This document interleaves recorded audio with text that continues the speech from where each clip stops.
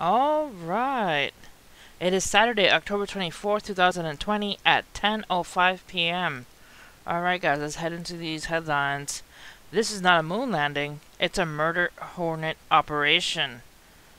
Look at this, look at the gear these guys are wearing for this murder Hornet operation. It says entomologists track the invasive insects to a tree in Washington.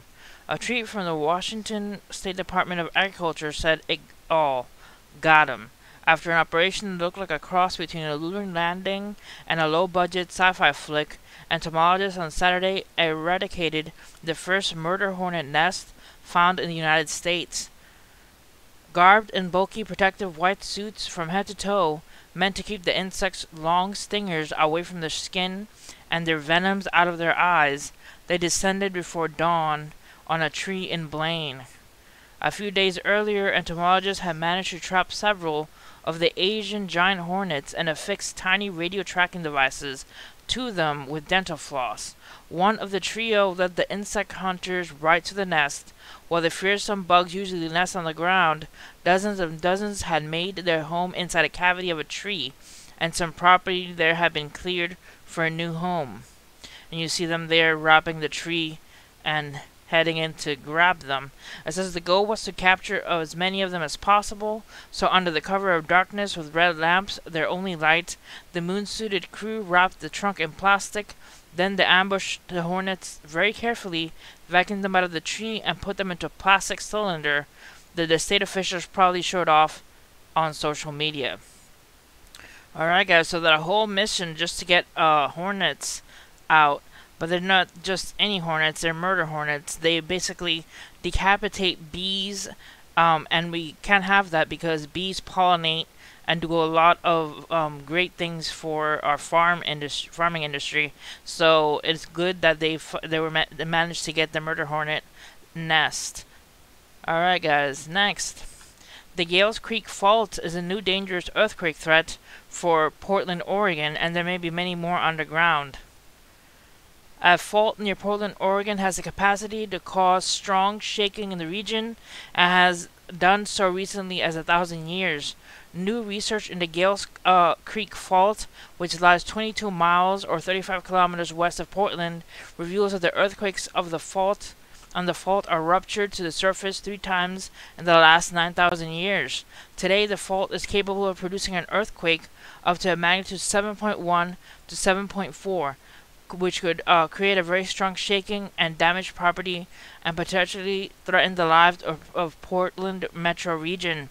So there's a possibility of larger earthquakes in Portland, Oregon. Alright, next. U.S. nuclear power reactors with highest risk of meltdown from earthquakes are in South Carolina and Missouri.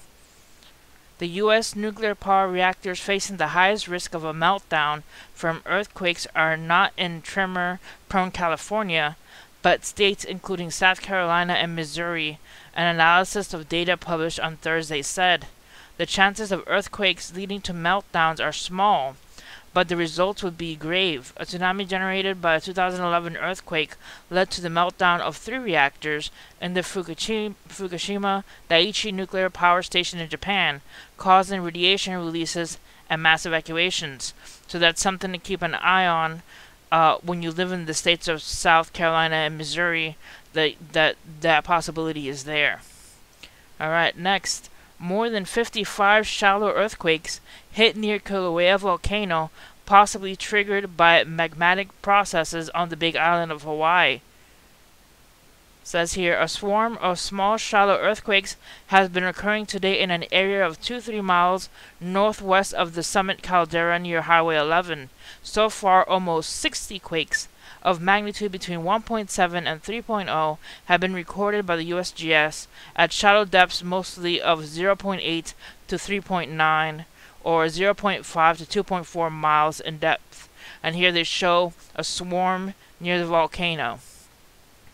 Alright guys, so heads up for the people in Hawaii who live close to the Kilauea volcano. Alright, next. 3 Kamchatka volcanoes explode simultaneously while the seismic swarm continues rattling Reykjanes Peninsula in Iceland. Volcanoes in the northern hemisphere are currently very active. Within the last few hours, in the Bezimani, it's really hard saying this, Kluksevkov volcanoes in Kamchatka have erupted violently, sending plumes of ash and gas several thousand meters in the air. Meanwhile, an important seismic swarm is currently rattling the Reykjanes Peninsula in Iceland, and it could also lead to a large volcanic eruption in the area. So keep an eye on these volcanoes if you live near Russia or these areas in Iceland. Alright, next, scientists discover a new organ in the throat while testing for prostate cancer. And here is a tiny picture. It says, researchers have discovered a new organ in the throat while carrying out research on prostate cancer. And here are the glands here. It says, scientists have discovered a new organ in the throat while carrying out research on prostate cancer. The new set of salivary glands lubricate the upper throat behind the nose and the mouth. Previously, experts thought there were only microscopic salivary glands inside the nasopharynx region behind the nose, but researchers in Netherlands Cancer Institute discovered a new set of salivary glands around 1.5 inches in length while scanning for prostate cancer cells and using a combination of CT scans and positron emission tomography scans. The PSMA PET scans, doctors inject a radioactive tracer into the patient. This tracer binds well into the PSMA, which is elevated in prostate cancer cells. So they've discovered these new glands. Back to the picture of it, and here are the glands. 1, 2, 3, 4, 5, 6 new glands. That is quite interesting. Alright, next. How will Russia respond to the U.S. China Cold War?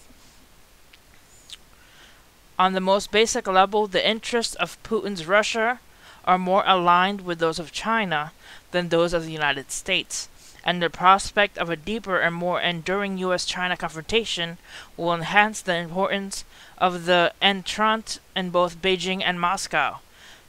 Secretary of State Mike Pompeo's July 23rd speech at the Richard Nixon Presidential Library confirmed that the Trump administration is pivoting to a policy of open confrontation towards China, describing a struggle for freedom with China's ruling Communist Party as the mission of our time. Pompeo called for the United States and like-minded countries to push back against Chinese influence in international institutions, curb Chinese economic growth, and induce China to change in more creative and assertive ways, which some observers have suggested implies pursuing regime change in Beijing. Alright guys, so there's something that I find quite interesting, and it's not an article. It's something that I've been hearing in the past couple of months, is a lot of people saying that they are having dreams about Russia and China invading the United States. So they're having dreams, and they're feeling that the possibility that China and Russia could invade the United States. I don't know how accurate that is, but just wanted to share that information. If you guys feel like looking up in your own and doing research on that topic, go ahead and do so.